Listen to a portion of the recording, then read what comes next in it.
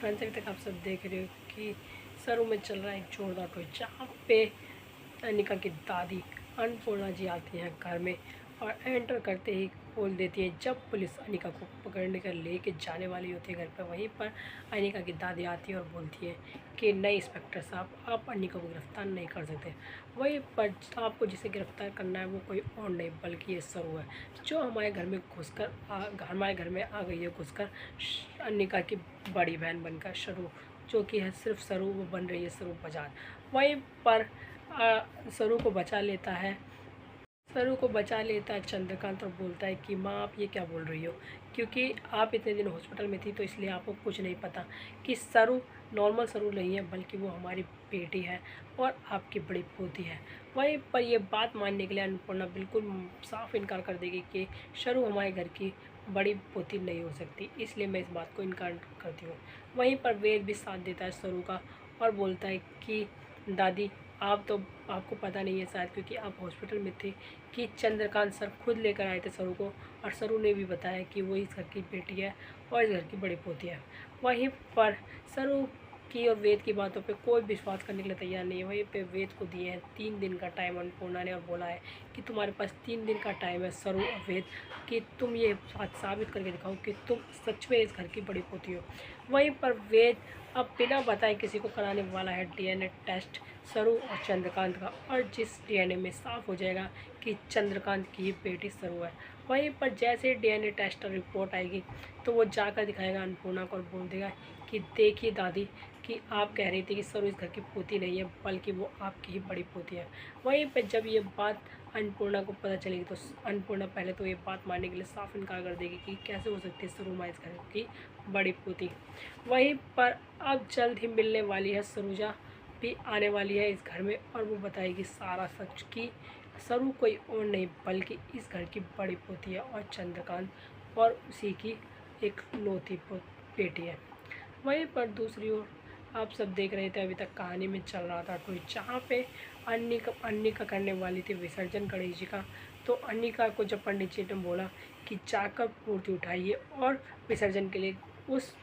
Tub में डालिए, तब वहीं पे अनिका से वो मूर्ति उठी नहीं। तभी उसकी नानी और मम्मी पहुंच जाती है मूर्ति उठवाने में हेल्प करने के लिए, पर उन तीनों से मिलकर, और जब उन तीनों पे वो मूर्ति नहीं उठती है तो सब लोग देखकर चौंक जाते हैं कि क्या बात है, शायद ये इन तीनों के हाथों में इस घर के गणेश जी का विसर्जन लिखा ही नहीं है, इसलिए इन तीनों पे ये मूर्ति उठ ही नहीं रही। वहीं पर वेद लेकर आता है जब सरू को अपनी गोद में उठाकर, तो सभी लोग देखकर चौंक जाते हैं कि सरू को ऐसे क्यों लेकर आया है वेद। वहीं पर वेद और सरू बताते हैं साफ कि उन्हें सरू को किसी ने पानी की टंकी में जान से मारने की कोशिश की, इसलिए सरू ने चलाया एक तेज़ दिमाग और वहीं पर पकड़ने की कोशिश करी उस इंसान को जिसने उसे जान से मारने की कोशिश की टंकी में डूबकर। इसीलिए जब उसने अनिका में वो पानी फेंका था, जब वो उसने रिकॉर्डिंग मंगाई, वीडियो रिकॉर्डिंग मंगाई, तो उस अनिका को लगा शायद अब उसका खेल ख़त्म हो जाएगा और उसका खेल सबके सामने आ जाएगा कि उसने ही सरू को जान से मारने की कोशिश की। इसलिए सरू ने उसके ऊपर पानी फेंका और उसे लगा कि शायद उसने कोई लिक्विड फेंका उसके ऊपर। और जब सरू घर में वो मशाल जला कर लेकर आई और उसने सबके सामने अनाउंस किया कि जिसके पास मैं मशाल लेकर जाऊंगी और अगर जिसका चेहरा इससे जल गया, क्योंकि मैंने उस दिन उसके ऊपर लिक्विड डाला था तो इसलिए ये लिक्विड पकड़ लेगा आँच को, तो उसका मुँह जल जाएगा। वहीं पर अनिका इतना ज़्यादा डर जाती है मन ही मन में, तो वो सोच लेती है कि मैं इस मसान के सामने नहीं आऊँगी, क्योंकि उस दिन लिक्विड किसी और के ऊपर नहीं बल्कि मेरे ऊपर डाला था सरू ने।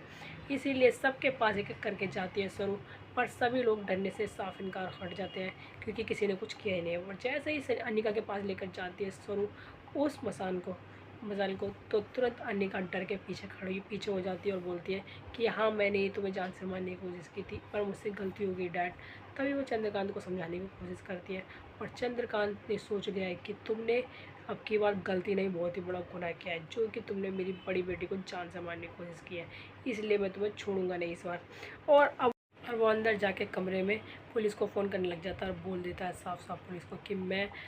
एक कंप्लेंट करना चाहता हूँ जो कि अनिका बाजार के ख़िलाफ़ है, जो मेरी बेटी है। वहीं पर सरू आती है और समझाने की कोशिश करती है कि आप रहने दीजिए, ऐसे कंप्लेंट मत कीजिए, क्योंकि मैं नहीं चाहती कि मेरी वजह से आपकी बेटी आपसे दूर और वो जेल में जाए। वहीं पे चंद्रकांत ने अपना फैसला बना लिया है कि वो इस बार इस गलती के लिए उसे बिल्कुल माफ़ नहीं करेगा, क्योंकि उसने एक इंसान की जान लेने की कोशिश करी है। और वो बुला लेता है घर पर पुलिस को, और जैसे ही पुलिस वाले आकर अनिका को गिरफ्तार करने की कोशिश करते हैं, उससे पहले ही एंट्री हो जाती है अन्नपूर्णा की, और वो अन्नपूर्णा रोक देती है अनिका को गिरफ्तार होने से, बोल देती है कि आप इसे गिरफ्तार नहीं कर सकते, और अगर आपको गिरफ्तार करना ही है तो वो इस सरू को करिए। तभी सरू चौंक जाती है कि दादी ऐसे क्यों बोल रही है और वो मुझे क्यों गिरफ्तार करवा रही है। वहीं पे दादी बोलती है कि इस घर में एक घुसपैठिया घुसा है, वो कोई और नहीं बल्कि सरू है, क्योंकि सरू मेरी बड़ी पोती बनने का नाटक कर रही है और झूठ बोल रही है। वहीं पर जब ये बात सबको पता चलती है तो सब बिल्कुल चौंक जाते हैं। वहीं पे कामिनी और निका और उसकी मम्मी बहुत ज़्यादा खुश हो जाती है, क्योंकि वो तो पहले से ही चाह रहे थे कि सरू को कोई भी कैसे भी करके इस घर से बाहर निकाल दे, क्योंकि अनिका को बिल्कुल बर्दाश्त नहीं हो रहा था